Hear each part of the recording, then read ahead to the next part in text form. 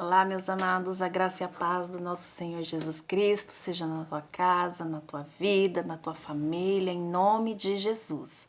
Mais um vídeo aqui e eu quero compartilhar hoje com os irmãos o Salmo 63, no qual eu gosto muito, particularmente, assim, das histórias de Davi.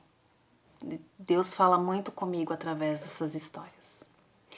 Então eu quero começar aqui falando sobre o que Davi enfrentou e as circunstâncias que cercavam Davi lhe davam inspiração para orar a Deus. Como diz lá em Salmo 42, 1, quando ele viu uma corça sedenta em busca de água, ele disse: como a corça suspira pelas águas, por ti anseia a minha alma. Ai, que lindo. Lá em Salmo 18, 1, quando se abrigava numa caverna de pedra, ele declarava: o Senhor é a minha rocha, a minha fortaleza e o meu abrigo, lá em Salmo 18, 1. E quando ele pastoreava com cuidado as suas ovelhas, lá em Salmo 23, 1, ele dizia: o Senhor é o meu pastor e nada me faltará. E no meio de uma tempestade de trovões, ele ainda orou dizendo: ouve-se a voz do Senhor sobre as águas, troveja o Deus da glória, lá em Salmos 29, 13. E assentado em seu trono real, ele exaltava ao Deus, chamando-o de o meu rei, lá em Salmo 44, 4. Eu imagino Davi assentado com sua harpa, louvando ao Senhor e abrindo o coração diante de Deus, e ele contava para Deus o que acontecia e o louvava sempre. E as palavras do Salmo 63, ela vem do contexto de 2 Samuel 15. Um momento na vida de Davi em que ele estava cercado de conflitos de relacionamento. Já tinha sido perseguido por Saul, já teve um envolvimento adúltero com Betseba, já tinha sido repreendido severamente por seu amigo, o profeta Natã. Aminon, seu filho, já havia abusado da sua irmã Tamar. O seu filho Absalão matou o irmão Aminon pelo que fez a moça. E a partir de então, Absalão persegue Davi para lhe tomar o trono. Percebe que neste capítulo, do 11 ao 15 de 2 Samuel, Davi ele entra em declínio familiar desde seu adultério com Betseba. E este salmo é uma oração em meio à fuga, incertezas e medos da parte dele. Davi, ele foge a pé para o deserto e fica totalmente sozinho. Nessa hora de solidão, Davi, ele fez uma oração como um desabafo com Deus. E eu te pergunto aqui, você já desabafou com Deus? Você já contou tudo para Deus? Então, com essa palavra, eu quero refletir com vocês o que nós podemos aprender sobre a oração em forma de desabafo e o que alcançamos quando nós nos desabafamos com Deus. O primeiro ponto aqui é a satisfação de alma. Lá no versículo 1 diz: a minha alma tem sede de ti. Quando desabafamos com Deus, nós sentimos aquela satisfação de alma. Davi está no deserto e com sede. Por isso disse para Deus que, como aquela terra árida e sem água, também ele precisava de Deus. E afirmou que a sua necessidade de Deus era maior do que a sede que sentia naquele momento. Nossa maior necessidade é Deus. Por isso, Jesus, que é a água da vida, que flui de nosso interior se crermos nele. Amém? Só Jesus pode satisfazer plenamente o ser humano. Só Jesus pode nos satisfazer. Dentro de cada alma há uma profunda sede que não é saciada por nenhum prazer que vicia, a não ser por Jesus Cristo que satisfaz. É Ele quem nos satisfaz. E eu quero te perguntar aqui, você sente sede espiritual? Se não, Jesus pode te saciar para sempre. Sim, Jesus pode te saciar para sempre. O segundo ponto é amor ao templo.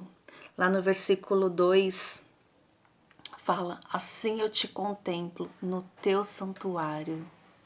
Quando desabafamos com Deus, lembramos que aprendemos no templo.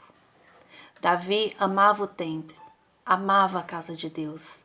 Ali era o seu lugar preferido. Mesmo longe do templo, sentiu ali a presença de Deus. Em 1 Coríntios 6, 19 e 20, nós somos templo do Espírito Santo. Por isso, mesmo que estejamos num deserto, podemos sentir a presença de Deus, sim. E Davi não estava olhando para as circunstâncias que ele estava enfrentando, e sim para Deus. Ele não olhava as suas fraquezas, mas a força do Senhor. E nem mesmo ele percebia o deserto, porque sentia a presença de Deus e só queria ver a tua força e a tua glória. Amém? Nem se lembrou dos seus problemas, porque estava meditando na palavra de Deus, que ouvia no templo. Ele estava pondo em prática. E em momentos de luta, nós podemos fechar os nossos olhos e crer no invisível. E meditar nas horas de alegria que passamos orando na casa de Deus. E os momentos de orações são úteis para situações de conflito. Você tem amado a casa de Deus? O que você aprende na igreja é útil para momentos de luta? Amém? O terceiro ponto é a dependência da graça de Deus. No versículo 3, 4, porque a tua graça é melhor do que a vida. Quando desabafamos com Deus, aprendemos a depender da graça de Deus. Davi, ele estava perdendo tudo o que ele tinha. O reino dele estava sendo tomado por seu filho Absalão.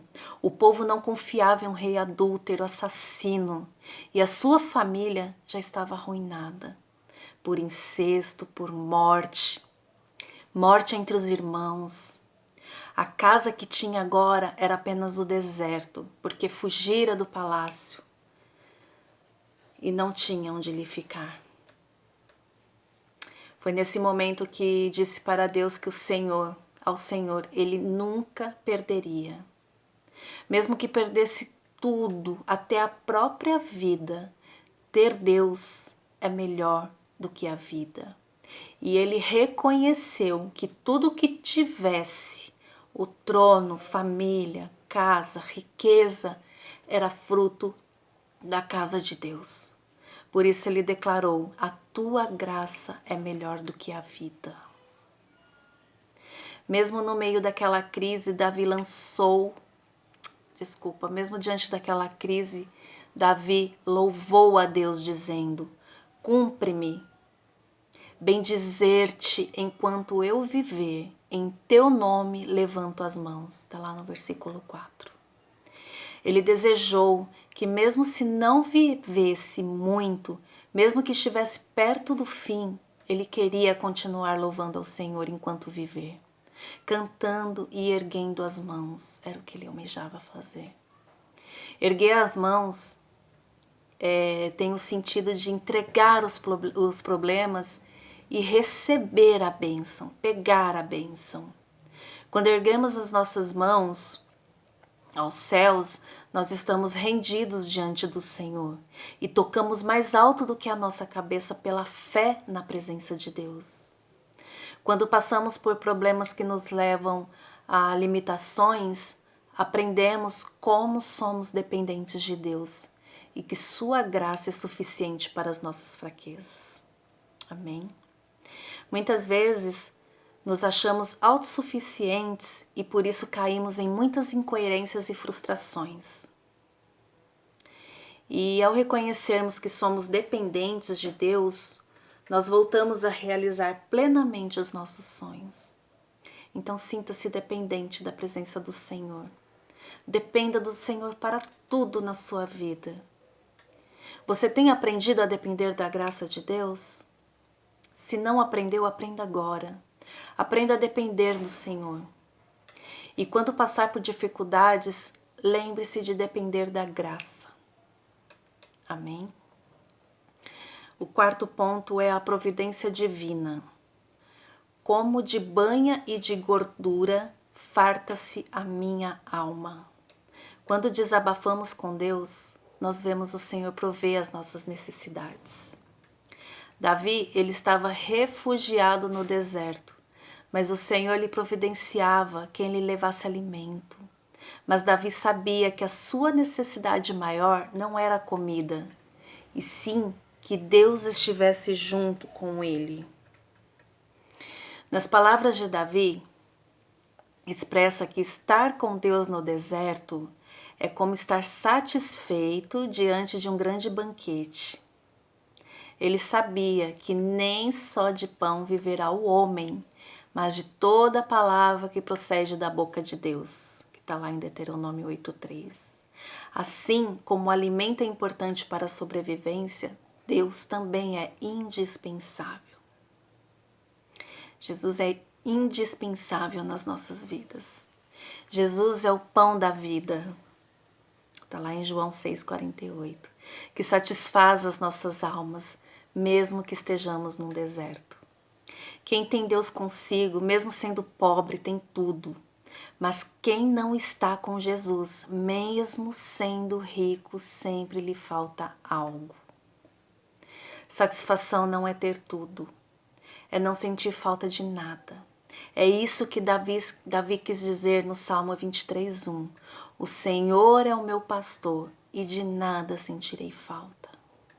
Ou seja, mesmo que falte algo ou que não tenha tudo, eu estou satisfeito com o que Deus tem provido para mim. Como disse o apóstolo Paulo lá em Filipenses 4:11, aprendi a viver contente em toda e qualquer situação.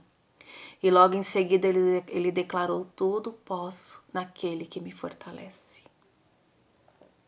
Que está lá em Filipenses 4:13. E no meio de crises e dificuldades, vemos sempre a providência de Deus para nos sustentar em cada uma de nossas necessidades. O Senhor é o Jeová Jireh, é o Deus provedor. Você já experimentou a provisão divina na hora da dificuldade? Deus pode prover tudo o que você precisa para vencer. Amém? O quinto ponto é o descanso espiritual. No versículo 6 e 7, no meu leito, quando de ti me recordo, à sombra das tuas asas eu canto jubiloso.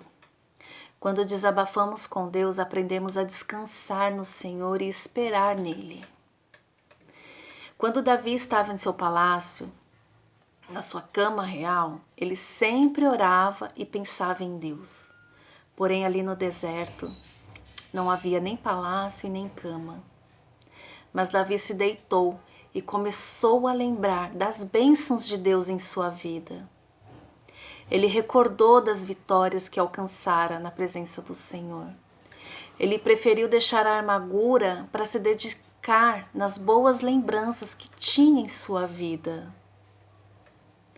E com isso nós podemos aprender que ao invés de curtir a amargura com lembranças de problemas, nós podemos exercitar em grata memória do que Deus já fez em nossas vidas e crer que Ele pode fazer muito mais. Amém? No deserto não havia muita opção. Não tinha opção de sombra. Contudo, Davi declarou, como está lá no versículo 7, que estar com Deus é como descansar numa sombra. Também lá não tinha instrumentos musicais que Davi gostava de ouvir, tocar e acompanhar cantando louvores. Mesmo assim, nada o impedia que adorasse a Deus com a mesma alegria de sempre. Ele usou a força de seus pulmões e com muito prazer entoou o canto jubiloso para Deus. Muitas vezes achamos bonito cantar na igreja ao som de muitas vozes e instrumentos, mas quando estamos sozinhos em nosso deserto, não encontramos forças para louvar. Davi é um exemplo de adorador em qualquer situação. E no meio das dificuldades não estamos sozinhos de habitarmos. No esconderijo do Altíssimo, a sombra do Onipotente descansará. Lá no Salmo 91. Então nós podemos louvar a Deus apesar das circunstâncias, porque Ele é Deus e continua sendo digno de toda adoração. Você tem descansado no Senhor e adorado a Deus mesmo em meio às lutas? Adore ao Senhor e descanse nele, confia nele. Continue louvando. O 6º ponto é o desapego às coisas materiais. Lá no versículo 8 diz: a minha alma apega-se a ti, a tua destra me ampara. E quando nós desabafamos com Deus, aprendemos a desapegar das coisas materiais. A essa altura, Davi, ele não tinha mais apego nenhum às coisas materiais. Não disse que queria voltar para casa e para o seu trono. Ele não questionava que ele queria o poder e o conforto dele de volta. Então chegou à conclusão de que a única coisa que se apegava, que não podia viver sem, era a presença de Deus. Nós vivemos num mundo tecnológico e materialista, onde a verdade espiritual compete com ilusões virtuais. Isso tudo polui a mente das pessoas, polui a nossa mente. Por exemplo, você viveria sem luz elétrica, sem geladeira, celular? Acho que não, né? Imagino que algumas dessas coisas seria muito difícil para todos nós. Hoje em dia seria muito difícil. Então não há problema algum em qualquer desses objetos. O problema é o ser humano se apegar a eles e valorizar mais as coisas do que as pessoas. É o que tem acontecido. Por isso que o apóstolo Paulo disse lá em 1 Timóteo 6,10, porque o amor do dinheiro é raiz de todos os males, e alguns nessa cobiça se desviaram da fé e a si mesmos se atormentaram com muitas dores. Davi aprendeu a dar valor ao que realmente tem valor, dizendo: a tua destra me ampara. Dizia isso porque quando o rei se levantar do trono, era apoiado com a mão direita por uma pessoa importante ao seu lado ou um servo. Ele nunca levantava sozinho, sempre alguém apoiava ele. Mas neste momento, Davi não tinha trono e ninguém que o ajudasse a se levantar. Mas ele tinha a mão de Deus para sustentá-lo. Aleluia, Jesus, glória a Deus. Você tem se apegado às coisas materiais? Então, se você está apegado às coisas materiais, desapegue-se de tudo o que é desnecessário e se apegue a Deus. Amém? O 7º ponto é entrega ao domínio de Deus, que está lá nos versículos 9 e 11. Quando nós desabafamos com Deus, aprendemos a deixar Deus agir, reconhecendo o seu domínio sobre tudo. Com essa confiança, perdemos o medo do que as pessoas dizem ao nosso respeito. Porque nos importa mais o que Deus vê, não o que as pessoas dizem. Davi era um homem forte e poderoso. Ele poderia querer usar a sua influência para se vingar quando saísse dali, mas preferiu confiar na justiça divina. Ele havia aprendido que a mentira não prevalece, por isso não temia os seus caluniadores. Que lá no versículo 11 diz: pois se tapará a boca dos que proferem a mentira. E como é duro ser injustiçado, né? E como se não bastasse, sua própria consciência ainda tinha pessoas o apedrejando com palavras. Mas tudo isso serviu para que aprendesse a confiar totalmente em Deus, com o Rei dos Reis.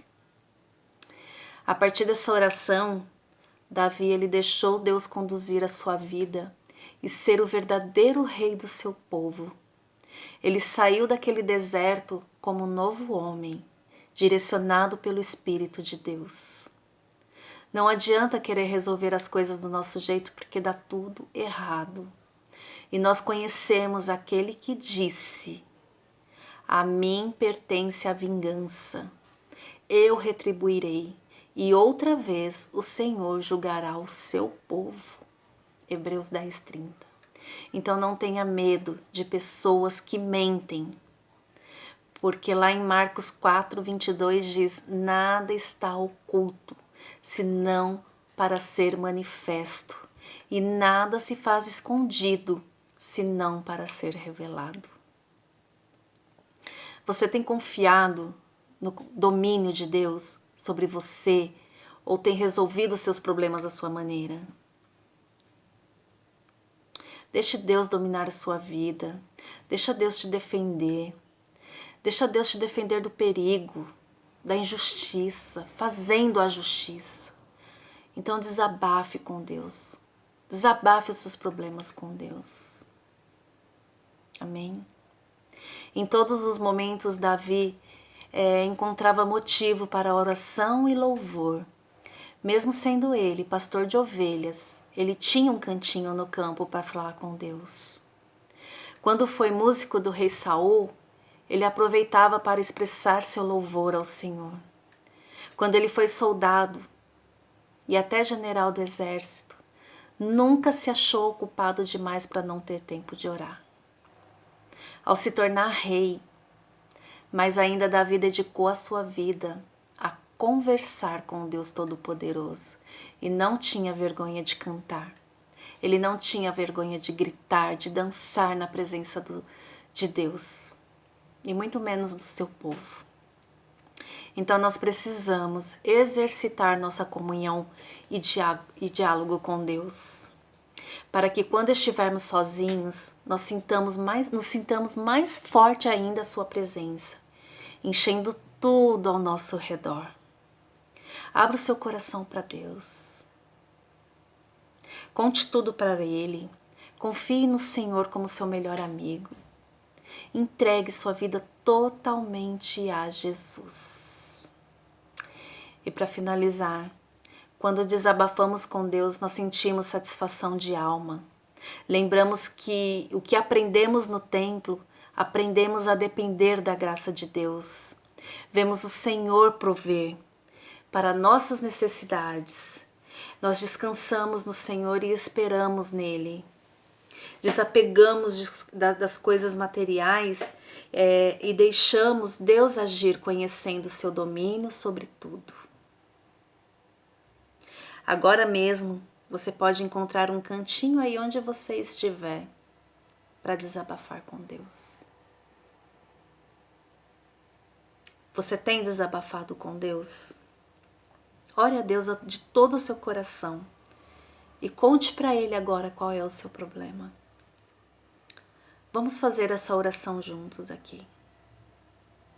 Desabafa para Deus tudo o que tem te atormentado. Vamos orar juntos. Coloque aqui os seus pedidos de oração. Coloque os nomes das pessoas aqui a qual você deseja oração. Pelas tuas causas, em nome de Jesus. Pai querido, Pai amado, louvado e engrandecido seja o teu santo e poderoso nome, Senhor. Obrigada, Senhor, porque até aqui o Senhor tem nos ajudado, tem nos sustentado, Senhor. Pai, lançamos agora sobre Ti, Senhor, todas as nossas necessidades, Senhor. Tudo aquilo, Senhor, que tem nos afligido, Senhor. Tudo aquilo, Jesus querido, que tem nos atormentado, Senhor. Nós lançamos, Jesus, sobre Ti, Pai. Que o Senhor nos ajude, Jesus querido. Que o Senhor venha derramar da Tua graça, do Teu poder, Pai, sobre as nossas vidas. Porque nós precisamos de Ti. Nós precisamos da Tua presença, Senhor. E como um desabafo, Senhor querido, entrego a minha vida nas Tuas mãos. A vida da minha família nas Tuas mãos.